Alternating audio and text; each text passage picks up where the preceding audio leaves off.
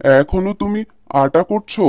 এই আটা থেকে কখন রুটি হবে, কখন খাবো, আর কখন আমি কাজে যাব? তোমাকে দিয়ে সংসারে আর সুখ শান্তি আশা করা যাচ্ছে না। একটা কাজও তুমি ঠিকভাবে করতে পারো না। আমার কাজের সময় হয়ে যাচ্ছে, আর তুমি আমাকে সময় মতো খাবারটাও দিতে পারছো না। 2 বছর হয়ে গেল বিয়ে করেছি, এখনো পর্যন্ত একটা সন্তানের মুখও দেখলাম না। এইভাবে কারো জীবন চলে? শুধু খাও, কাজ করো। আমি তো চেষ্টা করছি, রান্না, সংসার, তোমার মন জুগিয়ে চলা, সব কিছুতেই চেষ্টা করি, কিন্তু সন্তান দেওয়া তো আমার হাতে না। তুমি শুধু আমায় দোষ দাও।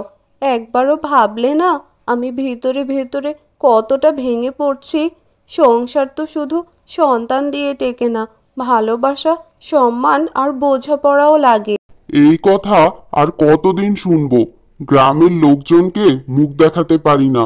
সবাই বলে রফিকের ঘরে আজও কোনো সন্তান নেই। আমি কি মানুষদের চোখ এড়িয়ে চলবো সারা জীবন? তুমি বলো সংসার চলে ভালোবাসা দিয়ে, আর আমি বলি সংসার চলে উত্তরসূরি দিয়ে। সন্তান না থাকলে এই ঘরের কি ভবিষ্যৎ?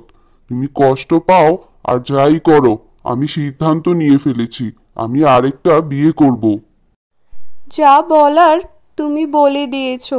আমি শুধু এইটুকুই বলবো, আমি তোমার সন্তানের মেশিন না।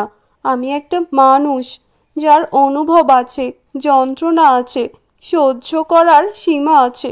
তুমি দ্বিতীয় বিয়ে করতেই পারো, কিন্তু মনে রেখো, একটা সন্তান ছাড়া যে সংসার ভেঙে পড়ে, সেটা কখনো সংসারই ছিল না।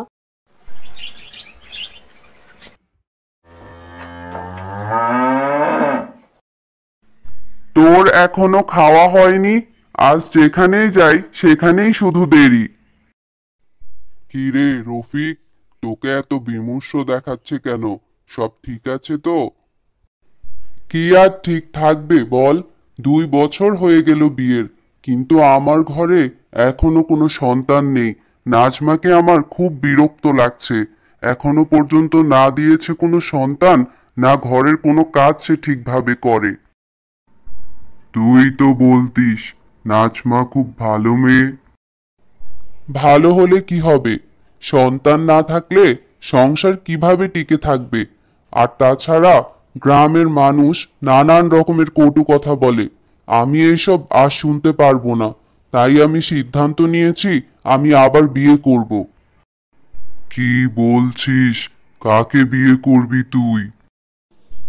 শুনেছি পাশের গ্রামে নাকি খুব ভালো একটা মেয়ে আছে, দেখতে শুনতে বেশ ভালো।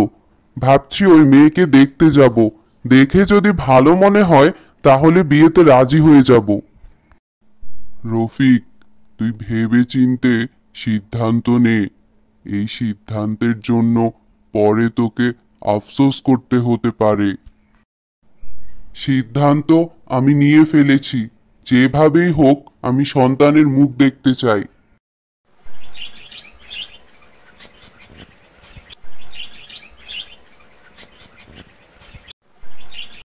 রফিক তার সিদ্ধান্ত অনুযায়ী দ্বিতীয় বিয়ে করল।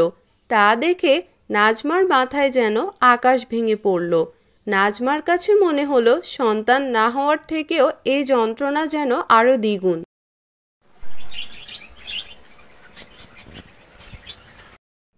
হায় বিধাতা, এ কি হলো আমার সাথে? একটা সন্তানের জন্য আজকে আমার সাজানো সংসারটা শেষ হয়ে গেল।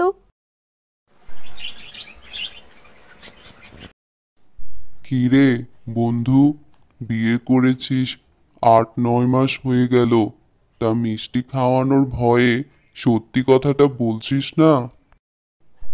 যদি ভালো কোনো খবর থাকতো তাহলে তোকে আর মিষ্টির কথা বলতে হতো না। মানে, কি বলছিস তুই? হ্যাঁ রে, আমি এতদিন শুধু নাজমাকেই দোষ দিয়ে এসেছি, কিন্তু এখন কেন এমন হচ্ছে কিছুই আমি বুঝতে পারছি না। বন্ধু, সমস্যাটা তোর নয় তো? কি বলছিস? আমি পুরুষ মানুষ, আমার আবার কিসের সমস্যা হবে? দেখ বন্ধু, আমার মনে হচ্ছে তোর গ্রামের ক্লিনিকে গিয়ে ডাক্তার বাবুর সাথে কথা বলা উচিত। তুই যা, যত দ্রুত সম্ভব ডাক্তার বাবুর সাথে কথা বল। পুরুষদেরও এখন নানান রকমের সমস্যা থাকে। ও রফিক, তুমি এসেছো, বেশ ভালো হয়েছে। আসলে গত 2 দিন ধরে আমার প্রেশারটা ফল করেছে, যার কারণে ক্লিনিকে আমি যেতে পারিনি। আজকে 2 দিন ঘরেই আছি। তো তোমার রিপোর্টগুলো আমি খুব ভালোভাবে দেখেছি। শুনলাম বাচ্চা হয় না বলে তুমি আবারও বিয়ে করেছো।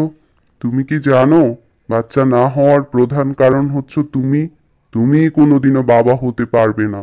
তোমার স্পার্ম অত্যন্ত কম আছে, বৈজ্ঞানিক ভাষায় যাকে বলে ইনফার্টিলিটি, যার কারণে তুমি বাবা হতে অক্ষম। কি বলছেন ডাক্তার বাবু? আমি ভেবেছিলাম আমি পুরুষ মানুষ, আমার আবার কিসের সমস্যা থাকবে? তোমার অনেক আগেই ক্লিনিকে এসে টেস্টগুলো করানো উচিত ছিল। ভুল যা করার তা তো করেই ফেলেছো, কি আর করবে? যাও, এখন বাড়ি যাও। হায় হায়, কত বড় অন্যায় করে ফেলেছি আমি। তুমি হঠাৎ এইখানে? নাজমা, আমি অনেক বড় ভুল করে ফেলেছি। এতদিন আমি তোমাকে অনেক খারাপ আজে বাজে কথা বলেছি।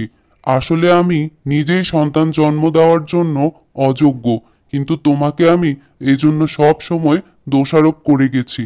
জানি আমি ক্ষমা চাওয়ার অযোগ্য অপরাধ করেছি, তবুও তুমি পারলে আমাকে ক্ষমা করে দিও।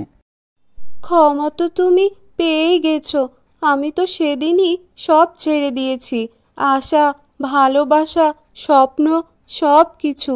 তোমার কাছে আজকে শুধু একটাই অনুরোধ, কখনো কোনো নারীকে তার মাতৃত্ব দিয়েই বিচার করো না। রফিকেরই তাহলে সব সমস্যা? ছি, এতদিন আমি যে মানুষটাকে এত ভালো মনে করেছিলাম, সে নারীদেরকে এভাবে বিচার করে? এত একটা মনুষ্যত্বহীন মানুষের সাথে আমি ছিলাম এতদিন, ভাবতেই আমার নিজের প্রতি ঘৃণা লাগছে। যে নারীদেরকে এত অসম্মান করে তার সাথে আমি আর এক মুহূর্তও থাকবো না। আমি আজই এই বাড়ি ছেড়ে চলে যাচ্ছি।